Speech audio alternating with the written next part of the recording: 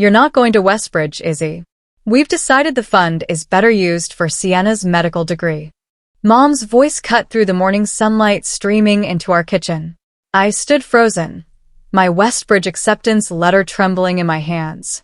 Sienna leaned against the counter, coffee cup raised to her lips, a smirk playing at the corners of her mouth. The words didn't make sense at first. My college fund. The one Dad had set up before he died, 3 years ago. Dad left that for me, I whispered, my throat tight. Mom's face hardened. He left it for the daughter, who'll make him proud. Sienna's going to be a doctor. That's what matters. My sister's laughter rang out, sharp and cruel. I felt tears sliding down my cheeks before I could stop them. The acceptance letter slipped from my fingers, fluttering to the kitchen floor like a broken promise. Mom didn't bend to pick it up. Neither did Sienna. They just walked away, leaving me standing there in the ruins of my future. I could hear them in the next room, already discussing Sienna's dorm preferences and class schedules, as if I'd simply disappeared. My name is Isabel Torres, and that was the day I learned love could be conditional. I picked up my acceptance letter from the floor with shaking hands and walked slowly to my room, past the living room where Dad's photo hung in its oak frame. I stopped, staring at his face, remembering how he'd ruffle my hair and call me his scholar. The inscription he'd written on the back when I was 14 was burned into my memory. For my scholar. You believed in me, I whispered to the photograph, my voice breaking. I'll prove you right. I promise, Dad. I folded the acceptance letter carefully and placed it in my desk drawer, beneath old report cards and academic awards that suddenly felt meaningless. Mom had made her choice. Sienna was the golden child, the one worth investing in. I was just Isabel, the forgettable daughter who didn't shine bright enough. But as I closed that drawer, something shifted inside me. Dad hadn't raised me to give up easily.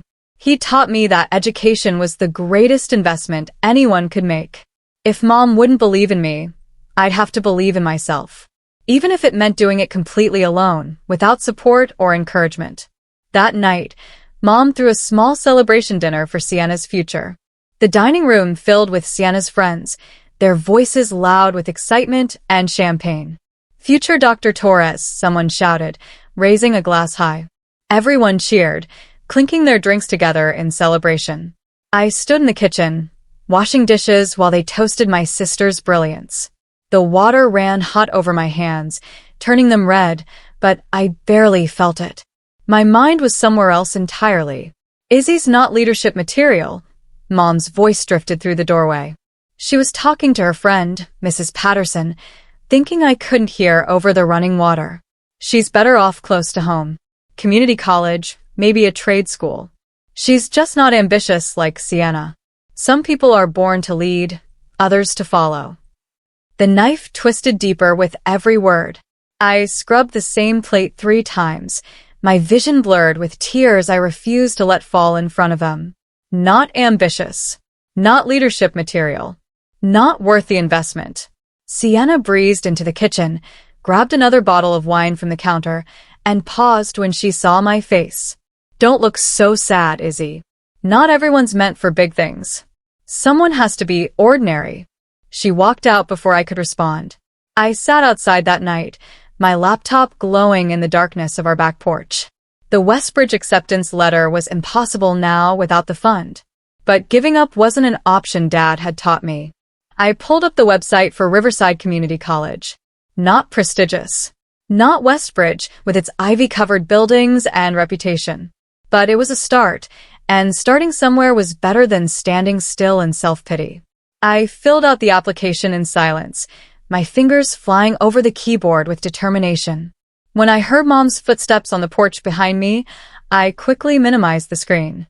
"What are you doing out here so late?" she asked, her voice tired. "Just finishing some homework," I lied smoothly. She sighed, that familiar sound of disappointment I'd grown up hearing. "Good girl. Be realistic about your future, Isabel. Not everyone can be exceptional. There's no shame in being average. Your father had unrealistic expectations for you. I'm just trying to help you avoid disappointment." She went back inside, the screen door slamming behind her. I stared at the closed door for a long moment. Realistic doesn't mean small, I whispered into the night air. I hit submit on my application. The screen flashed. Application received. Welcome to Riverside Community College. 2 weeks later, I took a night job at Danny's Diner on Route 9. My first shift was an absolute disaster from start to finish.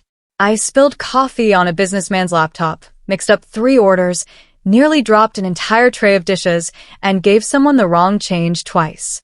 By 11 p.m., I was exhausted, my feet aching in my new non-slip shoes, my uniform stained with various foods.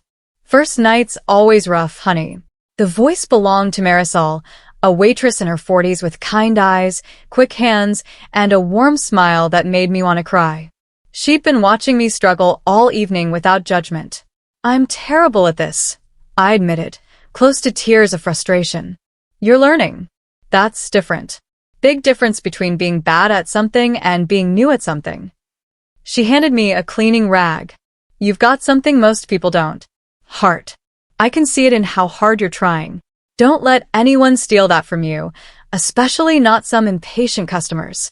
Something about her words hit deep. This stranger saw something in me that my own mother didn't. She saw potential where moms saw limitations. Thank you, I whispered, meaning it more than she could know. Marisol smiled warmly. We take care of our own here. You'll be fine, Isabel. Just keep showing up and trying your best. 3 months later, Sienna left for medical school across the state. The house transformed into a tribute to her departure. Mom cried actual tears as she helped Sienna pack designer luggage into her new car. My baby's growing up, she sobbed, hugging Sienna like she was going to war instead of college orientation. I stood by the front door with my hands in my pockets, invisible, watching this performance of maternal love that I'd never experienced. After Sienna left amid tearful goodbyes and promises to call, I went to my room and found it completely changed.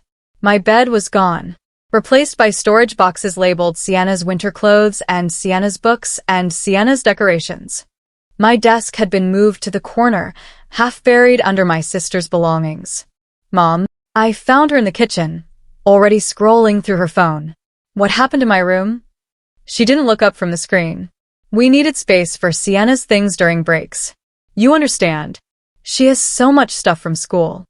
Where am I supposed to sleep? The couch folds out. It's fine for now. You're barely home anyway with your job and classes. For now. Like I was temporary. Like I didn't really live here anymore. I walked back to what used to be my sanctuary and stared at the boxes consuming every inch of my personal space. 4 months into community college, I got my first perfect score. Economics 101. I'd studied for 2 weeks straight, working through practice problems during my breaks at the diner, staying up late making flashcards. When Professor Williams handed back the exams, she smiled at me with genuine pride. Excellent work, Isabel. Best in the class. I nearly cried right there in the middle of the classroom. I took a photo of the exam, the big red A circled at the top with outstanding written beside it, and texted it to Mom with shaking hands. Got an A in economics. First perfect score. I added a proud emoji and waited, staring at my phone. Hours passed. No reply. Not even a scene indicator. That evening, exhausted from my shift at the diner, I checked Mom's social media and felt my stomach drop. She'd posted a photo of Sienna's dorm room, all decorated and perfect, with the caption, "So proud of my achiever. Future doctor in the making. #proudmom, #medschool, 43 likes. 20 comments praising Sienna. My text sat on read, completely ignored. I stared at my perfect exam on my desk, and something inside me hardened like steel. I stopped waiting for Mom's approval that night. If she wouldn't celebrate my wins, I'd celebrate them myself. Marisol bought me a slice of pie at the diner when I showed her my grade. "That's my girl," she said, beaming with pride. 6 months after Dad's fund was redirected to Sienna, my phone rang with an unfamiliar number. I almost didn't answer, tired from a double shift. "Isabel Torres?" a man's voice asked professionally. "This is Antonio Alvarez. I worked with your father at the investment firm." My heart jumped. Mr. Alvarez had been Dad's business partner. They'd built a small but successful investment firm together before Dad got sick with the cancer that eventually took him. Mr. Alvarez. Hi. It's good to hear from you. I'm calling to check on you. Your father talked about your future constantly. He was so excited about your college plans. How's Westbridge treating you? The question hit like a physical punch to my chest. I'm not at Westbridge. I'm at Riverside Community College. Silence stretched across the line. Then, what happened to your fund? Your father was absolutely meticulous about protecting that money.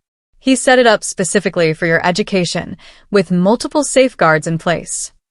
Mom said it was better used for Sienna's medical school tuition and expenses. Another long pause. I could hear papers rustling in the background. That's not possible. The way your father structured that account, with the specific terms he included, Isabel, something isn't right here. Something's very wrong. What do you mean? My voice was barely a whisper. Meet me tomorrow. My office. I need to show you something important. Mr. Alvarez's office was small but neat, filled with financial books and framed photos of successful deals. One showed him and Dad at a company dinner, both grinning, arms around each other's shoulders. Your father was brilliant with money, he said, pulling out a thick folder from his filing cabinet. He created this portfolio specifically for your education. Look at this. He spread papers across his desk. Investment statements, growth projections, detailed plans spanning years, and a note in Dad's careful handwriting.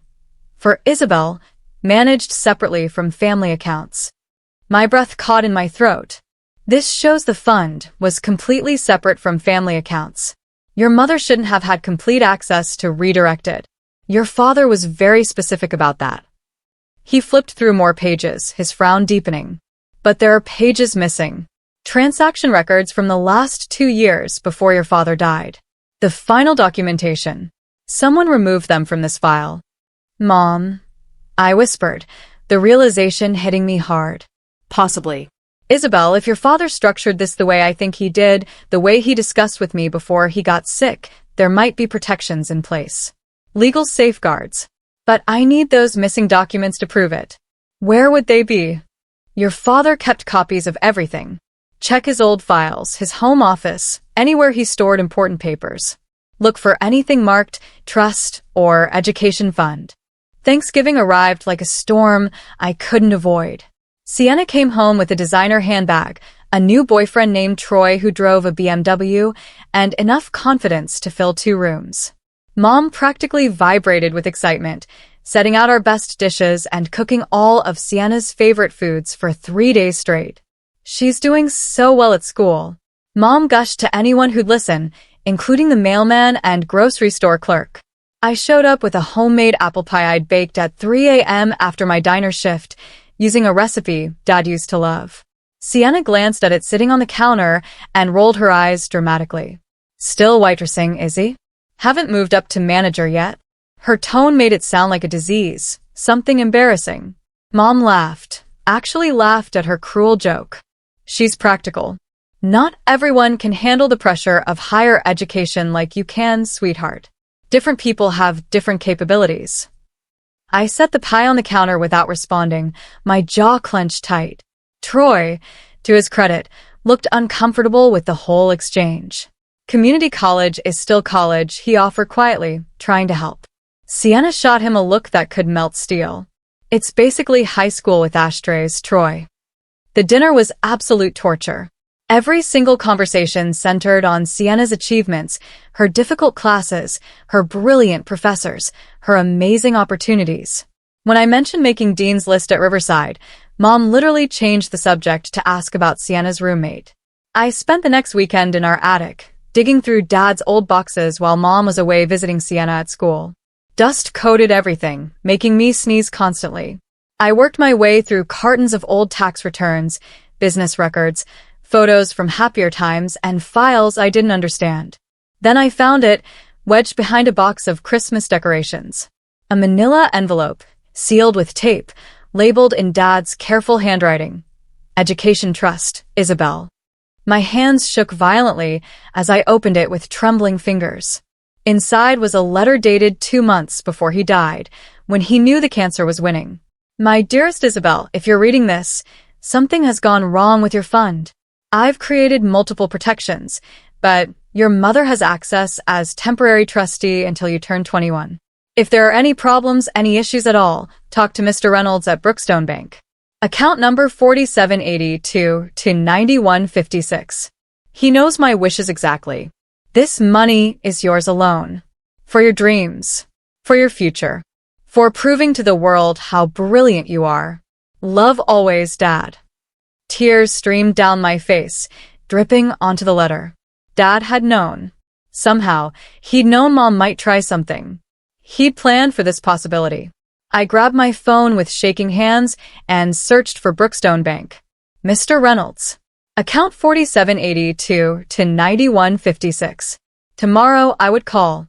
Tonight, I held Dad's letter against my chest and cried with hope for the first time in 8 months. Mr. Reynolds' office at Brookstone Bank was formal and intimidating, all dark wood and leather chairs. He was in his 60s, with silver hair and sharp eyes that reminded me powerfully of Dad. Miss Torres. I've been expecting you, actually. Your father said you'd come eventually, when you needed answers. You knew about the fund? My voice was small. Of course. Your father opened an educational investment fund 12 years ago when you were just 6 years old. He deposited money quarterly, invested it conservatively but wisely. It's grown substantially over the years. My heart pounded so hard I could hear it. Can I access it? I need it for school. His expression grew serious, almost apologetic. Not yet. The fund is restricted until you provide proof of graduation from a degree program.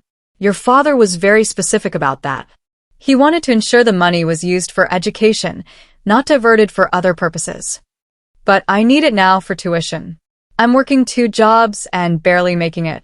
I understand your situation and I'm sorry. But the terms are absolutely ironclad. Graduate, and the full amount releases to you immediately. Until then, it remains protected in trust. He slid a statement across his desk. The balance made me dizzy. Dad's fund had grown to over $70,000. More than enough for a bachelor's degree and graduate school too. Mom found the bank receipt in my bag 2 days later. I'd been careless, leaving it in my jacket pocket after getting caught in the rain. She burst into my room at the apartment I now shared with Marisol, not even knocking. You went behind my back? She screamed, waving the paper like evidence in a trial. You're investigating your own mother, like some kind of detective? I'm investigating where Dad's money went, I replied, forcing my voice to stay steady even though my hands were shaking. Sienna appeared behind her like a shadow. You always think you're smarter than us. Always playing detective. Always questioning everything. Just accept that we know what's best.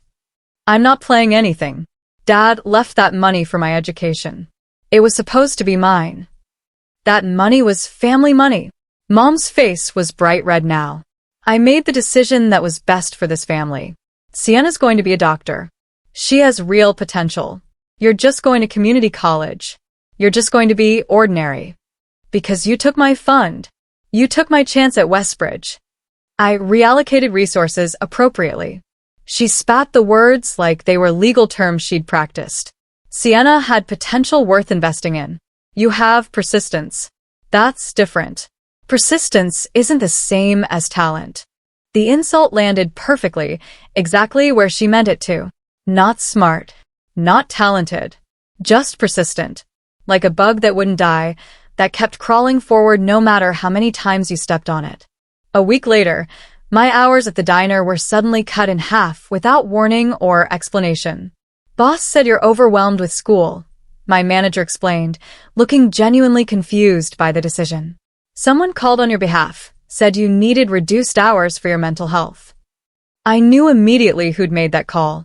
Mom had called Danny directly, painting me as some struggling, overwhelmed student who couldn't handle work and school simultaneously. My income dropped by 40% overnight. I had rent due in 2 weeks and barely enough to cover it. Panic set in until Marisol pulled me aside after my shift. I talked to Danny. I told him what really happened. I'm giving you my Saturday shifts and covering Sunday mornings myself. Marisol, you need those hours. You have bills too. And you need to graduate. Take the shifts, honey. Pay me back someday by helping some other kid who needs it. That's how this works. I hugged her tight, tears finally breaking through my careful control. She'd known me less than a year but treated me better than my own mother had in 18 years. Why are you doing this? I whispered against her shoulder. Because someone did it for me once when I was young and struggling. Because that's what family does. Real family, anyway. She became my sister that day. Not Sienna, who'd laughed at my struggles and mocked my ambitions. Marisol, who saw my potential and invested in it without expecting anything in return. Spring semester brought unexpected news that rippled through our family.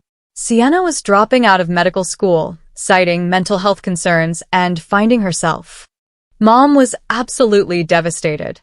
I heard her sobbing over the phone for hours, promising to fix everything and make it right.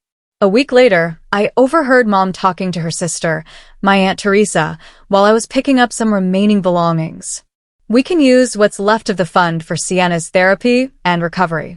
She needs support right now more than ever. This is a crisis.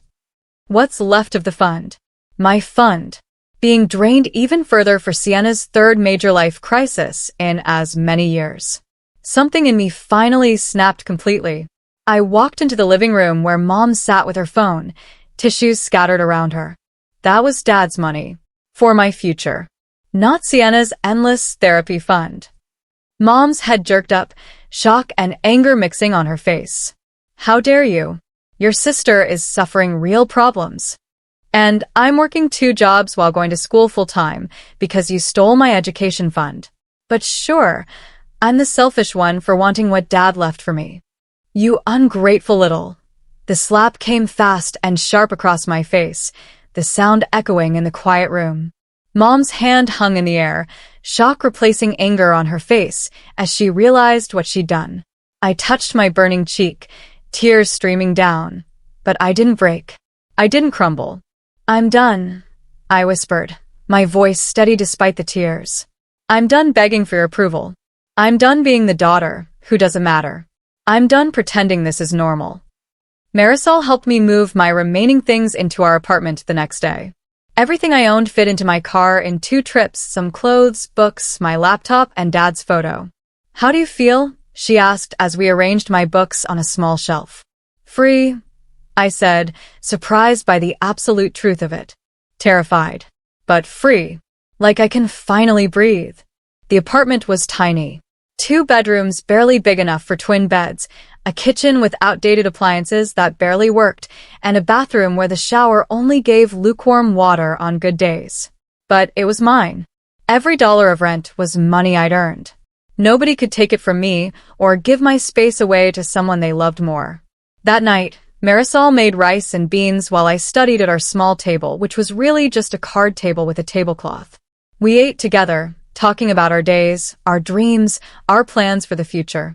For the first time in months, I laughed. Really, genuinely laughed until my stomach hurt. You're going to make it, Marisol said suddenly, watching me with those kind eyes. I know you don't believe it yet, but I see it clear as day. You've got that thing, that fire inside. The world doesn't stand a chance against you. I smiled through fresh tears. Thank you. For everything. For believing in me. Thank me by graduating and changing the world.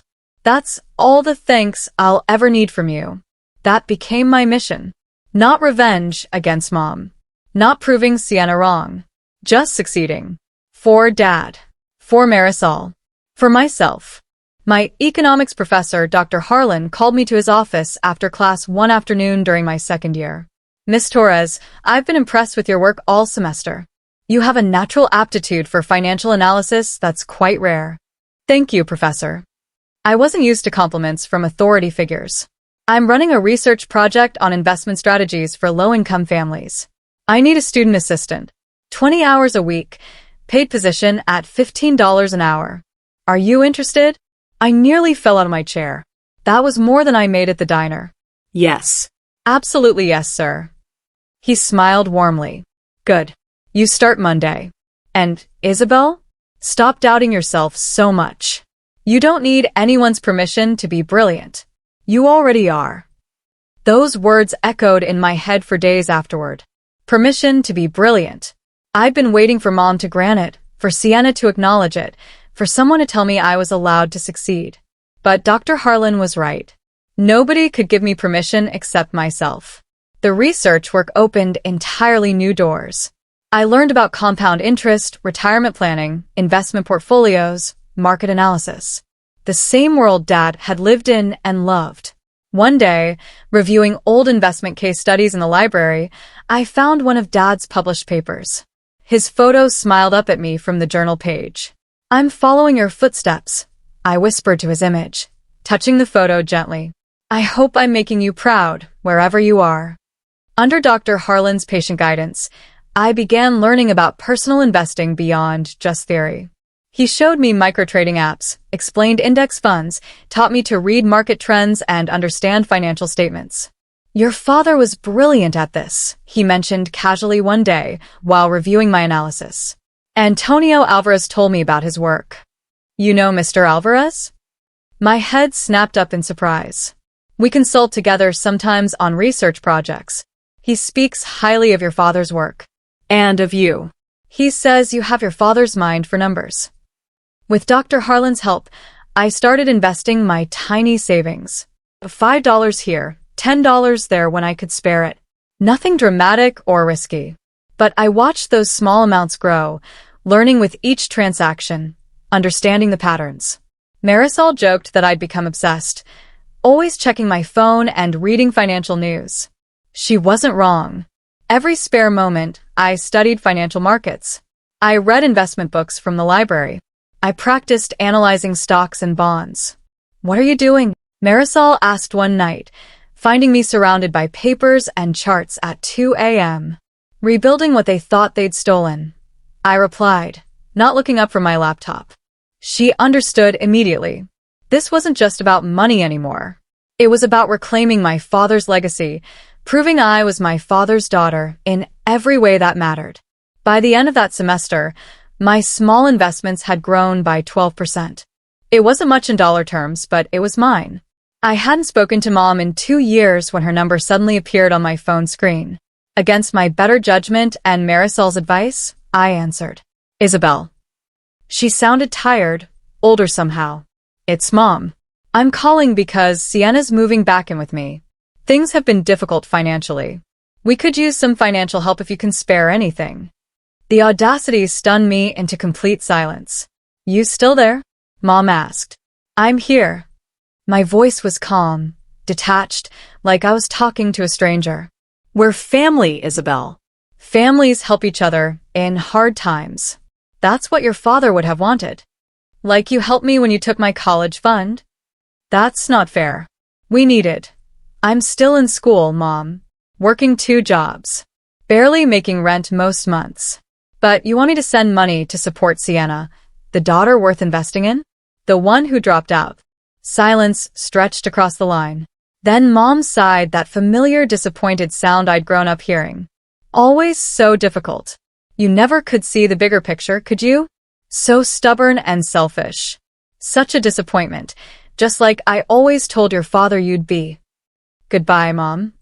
I hung up before she could respond. My hands shook, but not from sadness or anger. From relief. She couldn't hurt me anymore. Her words had lost their power over me. Marisol found me staring at my phone minutes later. "You okay?" "Yeah," I said, surprised that I meant it completely. "I'm really okay." 3 years into my journey, an official letter arrived from Brookstone Bank. My hands trembled opening the thick envelope. "Dear Miss Torres, congratulations on your pending degree completion. As you approach graduation from Riverside Community College, we are scheduling a fund maturity review. Your father's educational investment trust will be released upon verification of your diploma.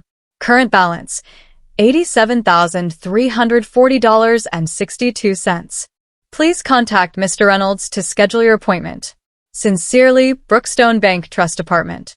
$87,000. Dad's fund hadn't just survived Mom's attempts to drain it. It had grown significantly. I called Mr. Reynolds immediately, barely able to speak through my excitement. I got your letter. Congratulations, Isabel. Your father would be so incredibly proud. 4 years ago, you walked into my office barely holding yourself together. Now look at you. Can I ask what happened? How did the money grow so much if Mom took some? Your father was an investment genius. He set it up in growth funds with automatic reinvestment. Even after your mother took the initial amount for your sister, there were protections he'd built in. A secondary account she never knew existed. This is that money, properly matured and protected. Dad had played the long game. Protected me even when I didn't know I needed protecting, even after death. I scheduled my appointment for the week after graduation. Everything was finally coming together. Dad's plan was working exactly as he'd intended. My graduation ceremony was scheduled for May 15th. Riverside Community College sent beautiful invitations on cream-colored card stock. I held one in my hand for 3 days debating. Finally, I addressed two. One to Mom, one to Sienna. Marisol thought I was absolutely crazy. Why invite them? They don't deserve to see you succeed after everything they did. That's exactly why I'm inviting them. They need to see what their investment could have been. They need to see what Dad's investment became.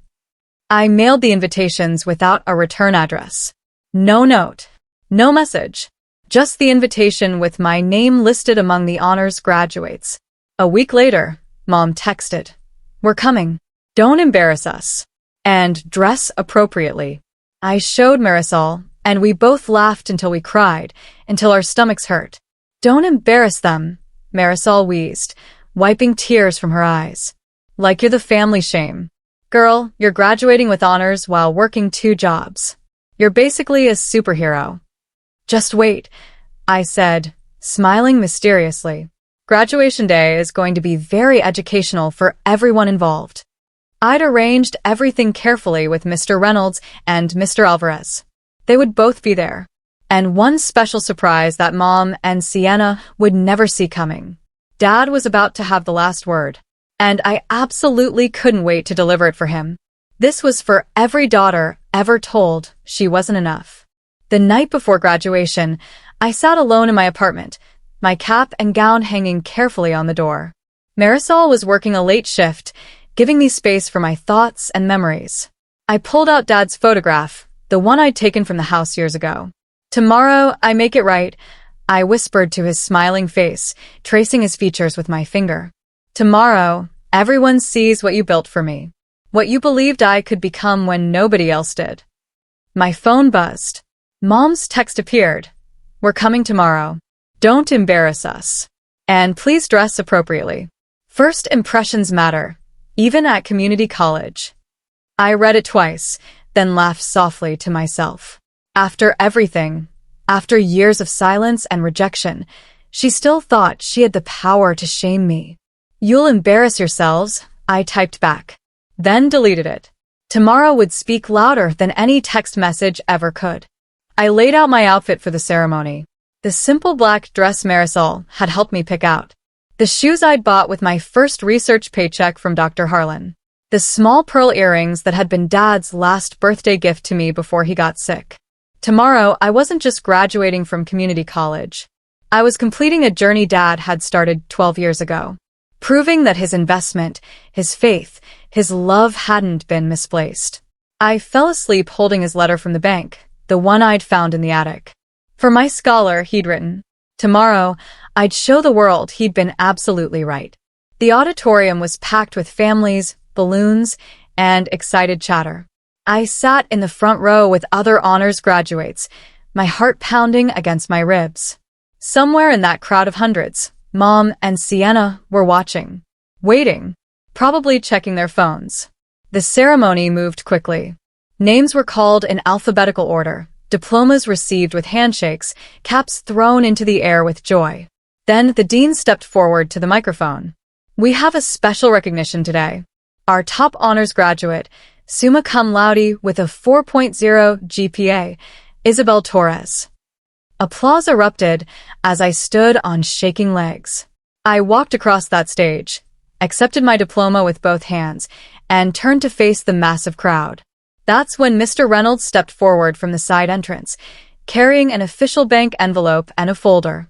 The dean took them, confused but playing along with our plan. Miss Torres has also completed the requirements for a special educational trust established by her late father. The room quieted instantly.